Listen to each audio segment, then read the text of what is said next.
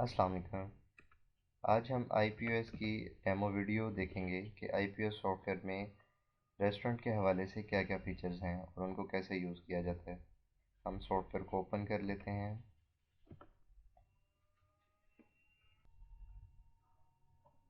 जी, software open हो चुका है। हम यूज़र आईडी देंगे। यहाँ पे यूज़र अकाउंट्स बनते हैं जिनके मुख्तलिफ राइट्स आप रख सकते हैं। मैं अपने केस में एडमिन आईडी से लॉगिन करूँगा। एडमिन मास्टर यूज़र होता है। हम लॉगिन पे क्लिक करेंगे तो सॉफ्टवेयर लॉगिन हो जाएगा। ये सॉफ्टवेयर लॉगिन हो चुका है। हम देखेंगे कि आइटम फाइल क्या होती है। आइटम फाइल में आप अपनी आइटम्स डालते हैं, मेन्यू की या रेसिपी की।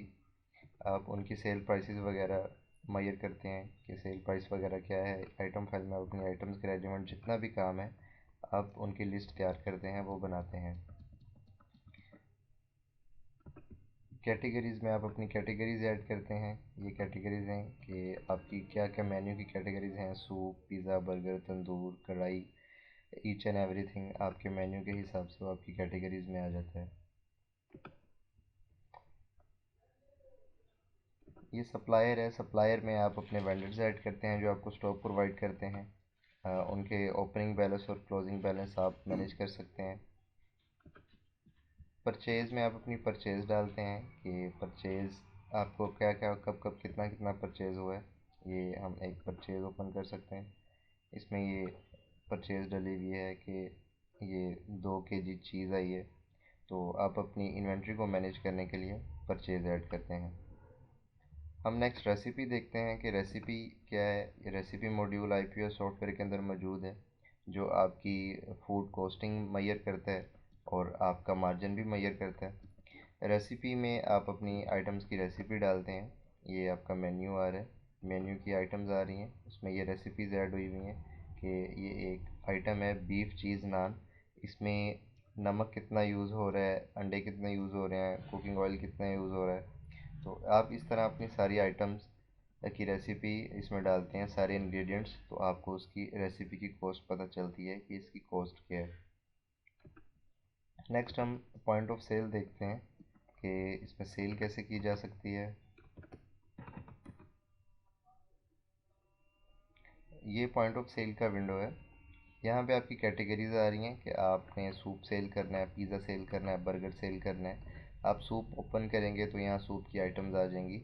आपने सिर्फ सिंगल क्लिक करना है तो ये मेन्यू में यहाँ पे बिलिंग वाली स्क्रीन में आ जाएगा। इसी तरीके से आप सिंपल क्लिक्स के साथ, अगर आपकी एलसीडी टच इनपुट के साथ है तो आप उसको टच भी कर सकते हैं। सॉफ्टवेयर टच सपोर्टेड है। आप इस तरह पंचिंग करते हैं। पंचिंग करके आप इसको होल्ड भी कर सकते हैं, आप इसकी पेमेंट भी डाल सकते हैं। मैं इस केस में होल्ड कर दूंगा।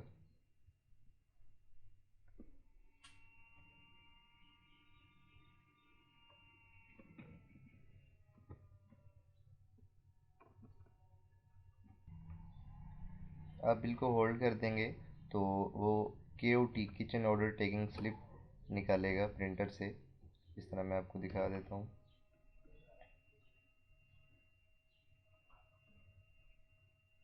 ठीक है, ये किचन स्लिप निकली है। इसमें ये आइटम्स हैं। ये आपकी डिपार्टमेंट वाइज या किचन वाइज भी निकल सकती है कि आपके एक से ज़्यादा सेक्शंस हैं जहाँ पे फूड रेडी होती है। तो आप वो भी देख सकते हैं। जिस तरह ये KOT निकाल देते हैं दूसरी की, जैसे ये तंदूर की निकल आई है। इसमें आप रिट्रीव करेंगे आप पेमेंट करने के लिए कि ये आपने ऑर्डर लगाया था, इसको इतना टाइम हो गया है, ये ऑर्डर नंबर है। आप इसमें अपनी पेमेंट डालेंगे जितनी कस्टमर ने दी और आप पेमेंट कर देंगे। यहाँ पे ये डाइन इन था, टेक अवे था, ये जो भी इस ऑर्डर की नौयत थी आप वो सिलेक्ट कर लेंगे। ये पेमेंट हो गई है। आप इसमें अपने टेबल्स और वेटर भी ऐड कर सकते हैं। जिस तरह मैंने एक फ्लोर आउटडोर ऐड किया हुआ है। इसमें ये टेबल नंबर 1 है, ये 2 है, ये 3 है और ये 0 साथ आ रहा है कि आप इस पर ये लिख सकते हैं कि 1 नंबर टेबल पे कितने आदमी बैठ सकते हैं, 2 पे कितने बैठ सकते हैं, 3 पे कितने बैठ सकते हैं। आप यहाँ पे एक से ज़्यादा फ्लोर भी ऐड कर सकते हैं। आप इसमें अपने वेटर्स ऐड कर सकते हैं।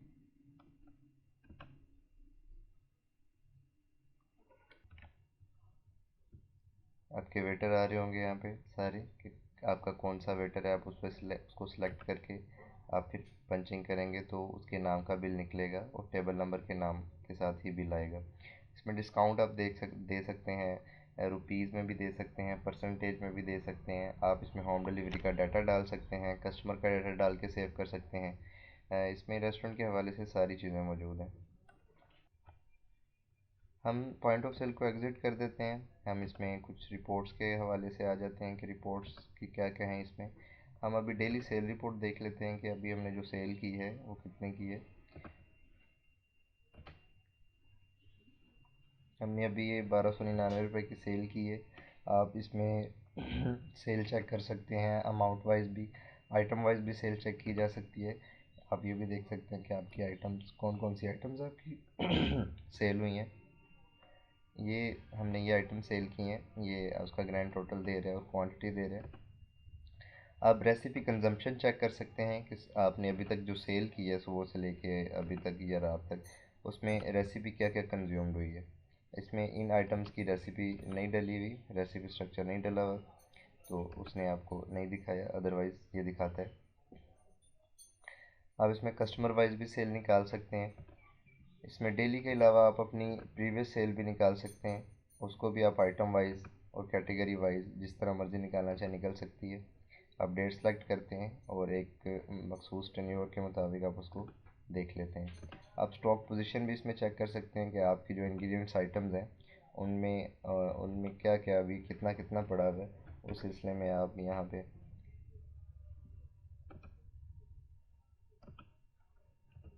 रेसिपी के इंग्रेडिएंट्स निकालने के लिए आप रेसिपी दे के और आप शो कर देंगे तो ये आ गया कि जी जो साल्ट है,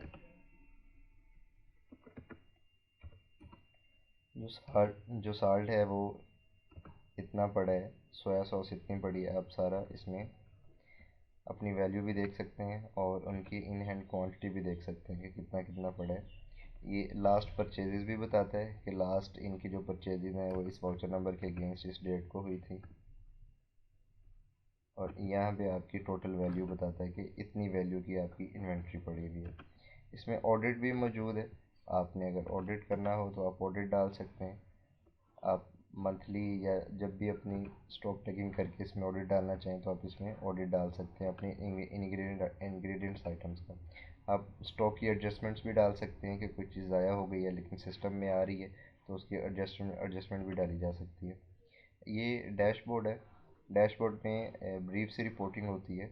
यहाँ पे आपका ओवरऑल आपकी सालाना सेल आ रही होती है, मंथ वाइज ग्राफ। इसमें आपके 30 डेज़ के आ रहे होते हैं कि 30 डेज़ में आपकी क्या लास्ट 30 डेज़ में सेल क्या थी। एवरेज कस्टमर आपसे क्या बाय करके जा रहा है वो बताता है। यहाँ पे मौजूदा दिन का बताता है। आपकी टॉप 50 सेलिंग आइटम्स क्या हैं, आपका सेल परचेज कंपैरिजन क्या है वो आपको ओवरऑल बताता है। आपका रीऑर्डर लेवल यहाँ पे आता है कि आप रीऑर्डर लेवल लगाते हैं कि आपके पास नमक कम से कम 5 kg पड़ा होना चाहिए, तो आप उसमें 5 kg की लिमिट लगाते हैं तो सॉफ्टवेयर आपको जैसे ही 5 kg आपका नमक होता है आपको इंडिकेट करता है कि भाई इसका रीऑर्डर करें।